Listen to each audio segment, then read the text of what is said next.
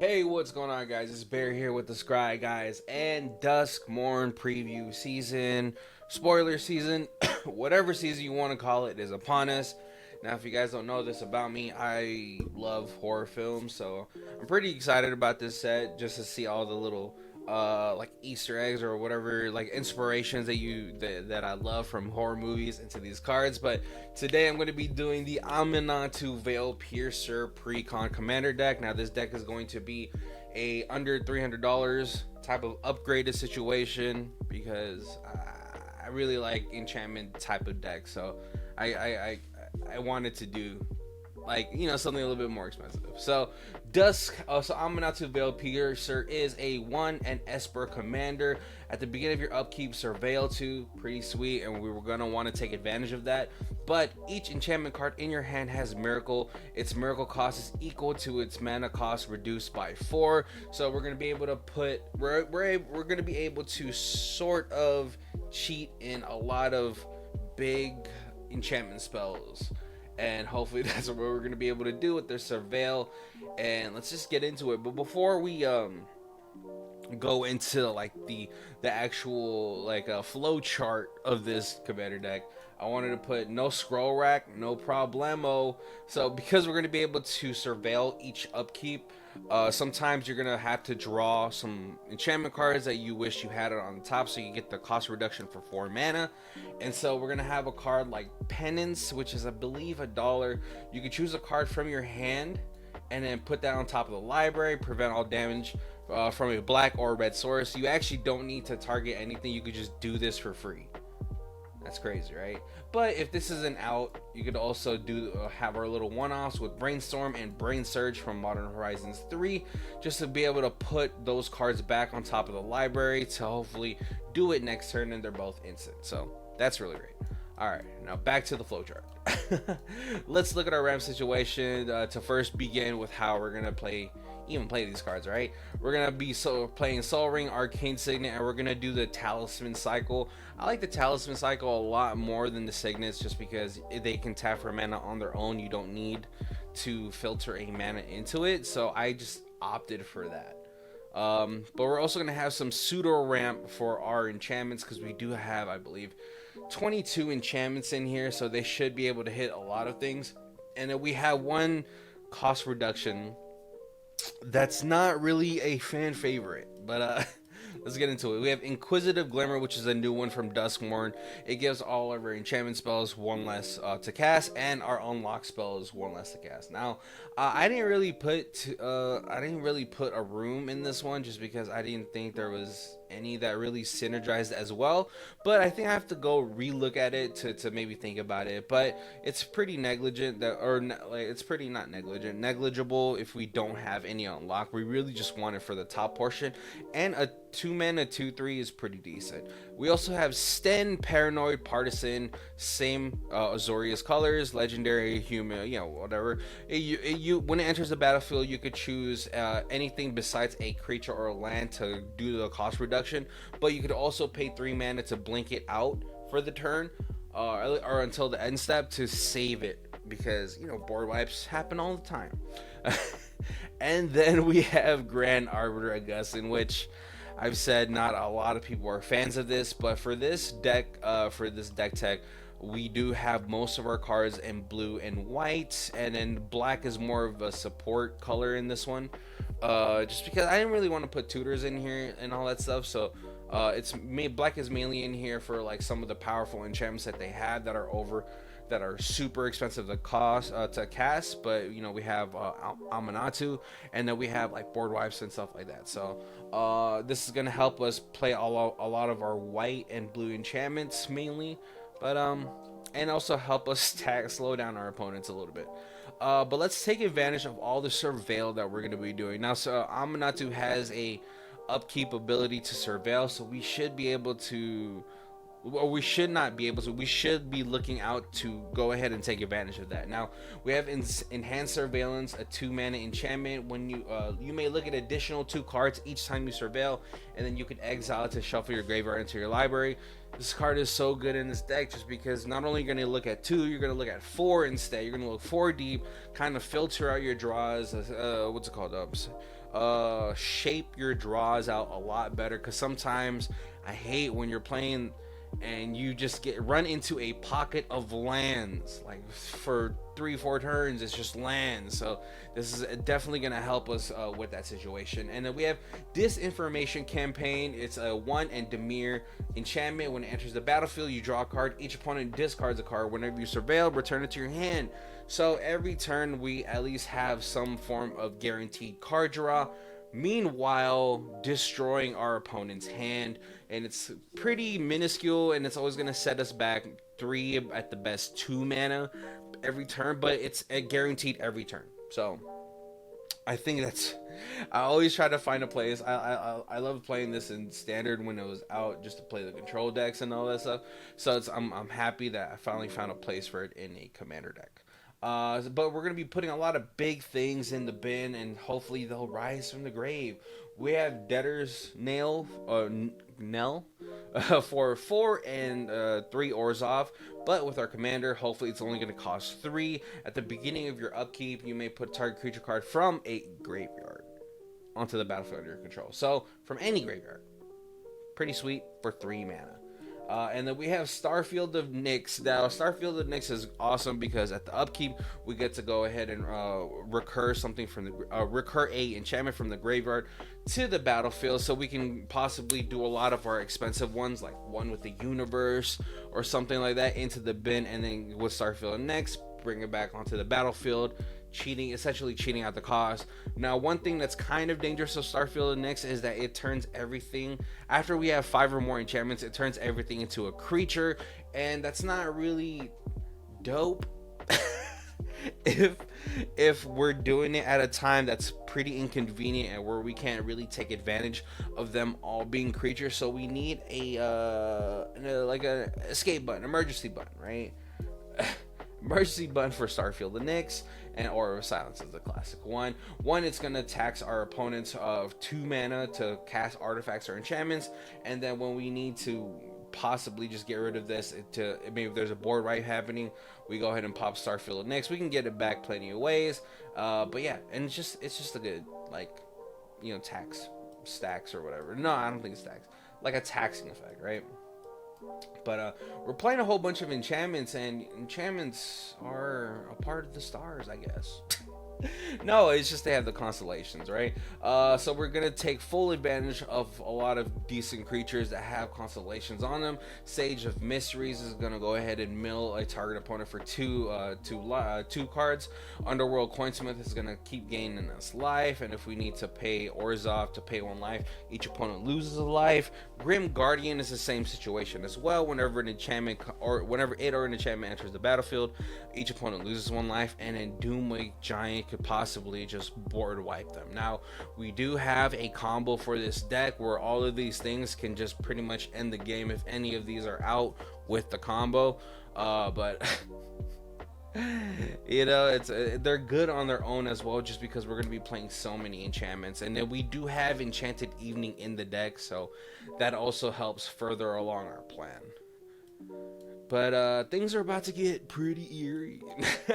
New cards from the DUSKMOURN have introduced the Eerie mechanic. So it's just pretty much Constellation, though. So we have a couple of duplicates here. Scrabbing Skullcrab is another mill. Belmerk Leech is another drain effect. And then Victor Valgavoth, I don't know how to say that last one, is a new legendary creature from DUSKMOURN.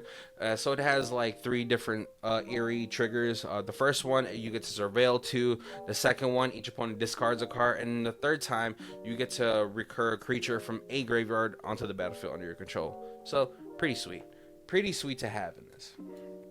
But we also have now, man, like one of the things about the like, especially this color pie doing Enchantress or enchantment type of decks, is that there's just not the same amount of Enchantress there is in blue or like in green, like Selesnya or Bant. But now they're slowly coming out with more Enchantresses. So Entity Tracker is I know there's the green one from gosh, the Theros, the new Theros one. But I'm super happy that there's now one in blue, right? So entity tracker is 2 in a blue. It has flash too, so oh, it's just so good. It's just so much better than the green one. But the green one gets so big, so it's pretty fitting for their color pies, right? It has Eerie whenever an enchantment you control, or whenever you fully unlock a room, draw a card. So pretty sweet. It's gonna draw us a bunch of cards. You gotta be careful when this person is out though, because the difference between Mesa Enchantress and Entity Tracker is one is a cast and one is an ETB. So if you're going through one of your combos and you have her out, you could possibly mill yourself out before you get to combo off. So just be careful about that. But pretty sweet card, and I think I don't know if this is supposed to be outfitted like Erica from Stranger Things. You guys let me know. That's what it kind of looks like, right? That last season. So but also, let's fill up this board. So now we have a new creature in Gremlin Tamer. That's Azorius. Has Eerie, which is the new ability from Duskmourn, and it's gonna create us 1/1 red Gremlin creature. So pretty cool. It's like very it's God, what's his name from Gremlins? You guys know what I'm talking about. I'm kind of mad that they didn't have a legendary creature off of the Gremlin from Gremlins. Man. But Alayla, Artful Provocateur, is another good one too. We don't have too many artifacts in here. I believe we have like 6 or 7, and those are mainly mana rocks and 1 combo piece. But this is gonna just create us a decent amount of artifact or a decent amount of fairies to either block or to swing in with. Same with Arcana Sons of Grace. Another one you got to be careful with because it has Constellation. And Constellation, for this one, it doesn't have a May. It is, you have to do those abilities before you can move on from the stack. So but yeah, just a great way to continuously protect us. These token creatures are mainly to protect us, to buy us time to do what we got to do, right? We got to protect the neck. Arcane Denial, Counterspell, Doan's Veto, and Sink into Stupor is probably one of my favorite cards from Modern Horizons 3, just because it gets around, can't be countered because it's not countering the spell, it's returning it to the hand, and then it's also just a land if you need it to be. And so I think that I think it was underplayed, or like it was like underrated when Modern Horizons 3 was coming out, and I saw this card, and then after it's come out and it has some playtime, it got the dollar amount that it deserved, right? But we also need some board protection and some life protection. Dawn's Truce is just basically white heroic intervention, right? We do have to gift a card to somebody, but it's gonna give all of our stuff hexproof and indestructible. So it should be a little bit more than it is right now, but And then we have Celafi, beloved of the sea. It gives all of our creatures and enchantments spells your opponents cast to target this permanent costs 1 more to cast. So it's like, I think it's like ward, but not ward, you know what I mean? And then we have obviously Ink Shield, which comes into the deck, prevent all combat damage, and you make that many 2/1s equal to the amount of damage prevented that way. So if someone's trying to alpha swing at you, you could possibly Ink Shield them and then just win the game after that. I call this like Magic's Mirror Force. And then let's take advantage of our bin. So we have Resurgent Belief. What's it called? I forgot what the Replenish is, like a $90 card. So Resurgent Belief is a nice budget version of that. But we also have a new one from the actual Commander deck, Redress Fate. It has Miracle for 4 mana. Return all artifacts and enchantment cards from your graveyard to the battlefield. So, and then we're going to be able to manipulate the top of our deck with Penance out, hopefully, to take advantage of this Miracle cost. To only pay 4, because 8's pretty steep. And then obviously, like I said, we're going to want to keep the board clear. So we have Dam, which is nice because it's single target removal, or it's a Wrath of God if we need it to be. Toxic Deluge to get rid of those indestructible pests. And then Supreme Verdict, it's always been a sweet card, can't be countered, destroy all creatures. And so let's look at our flow chart for our possible combo lines in this deck. Let me go ahead and boop. So the main crux of this whole thing is going to be Enchanted Evening. Now, this is probably the main like little combo line that you have right here. Enchanted Evening plus Undo Spirit Dancer, which is a creature that says whenever an enchantment enters the battlefield under your control, you may create a token copy and do it once only each turn. But because each copy is going to come down as an enchantment, it's going to check itself and then make another copy, make another copy. So just equaling a lot of freaking clones, right? The thing is, if we could also do this with Archon of Sun's Grace, but Archons of Sun Grace doesn't stop because it doesn't say may. So possibly could just be a draw the game because I believe like it just keeps happening. It just keeps happening. It just keeps happening. So I think that's what it's supposed to be. Correct me if I'm wrong. Either way, you're still going to be able to make a buttload of Pegasus. Or Pegasi. I think that's like the plural version of this. Now, we do have Opalescence in here. Now, if Enchanted Evening is out and Opalescence is out, that means everything is going to be a creature. Now, the thing about that is land destruction isn't fun. So if you're gonna play Opalescence and put it into the deck, which I have it on my deck list, you're playing this to end the game essentially, right? You're turning all of your enchantments into creatures, and then but you're also turning all the lands into creatures, and lands have a 0 mana casting cost, so they just go away. And so if you're gonna play this, don't be a dick. Play it when you feel like you're gonna win, or maybe you float enough mana to shut everybody down. Maybe you play Grand Abolisher or the Teferi Planeswalker to shut everybody down, and you're gonna end the game there. Otherwise, don't play it. You're just gonna screw yourself over. Now, Now again, so if we have Enchanted Evening, Archon of Sun's Grace out, or even Undo Spirit Dancer, we can possibly have one of these Constellation or Eerie creatures out into the battlefield and end the game that way. With Scrabbing Skullcrab or its Constellation counterpart, we can mill everybody else. If we have Belmerk Leech or Grim Guardian, we can drain everybody else. But the thing is, we don't even need actually this top portion of this to do the last portion right here. Now, if we have Esther's Invocation and Mirror Maid, I had this in the deck list because these are really good cards that just are able to copy anything onto the battlefield, any enchantment or a Mirror Maid, any artifact onto the battlefield. But if you have these three out, and you have Altar of the Brood out, which is connected to the Archon of Sun's Grace and the Undo Spirit Dancer, you can go ahead and mill everybody out that way. But if you just have this bottom portion out there, you could also go through a loop where you're going to be able to just mill everybody out as well. And then if you have this bottom portion, you could also connect it with this top portion of Eerie and Constellation triggers. And so, yeah, I mean, that's really the deck for this, for Aminatou. Because Aminatou by itself isn't really threatening, right? It surveils. It possibly gives us miracle things. So there's not like a lot of combat potential in there for it. Now you could make the argument that you can make this into a reanimator deck with anything that goes with Surveil, like the Surveil creatures, or the commanders from Murders at Karlov Manor. You can go that route, but I love Enchantress, and I wanted to take full advantage of her full card, not just kind of paying attention to one portion and kind of disregarding the second portion. Now we also have Master of Keys in here, which is the alternate commander for this deck, which I actually considered to make the actual head or the commander of this deck.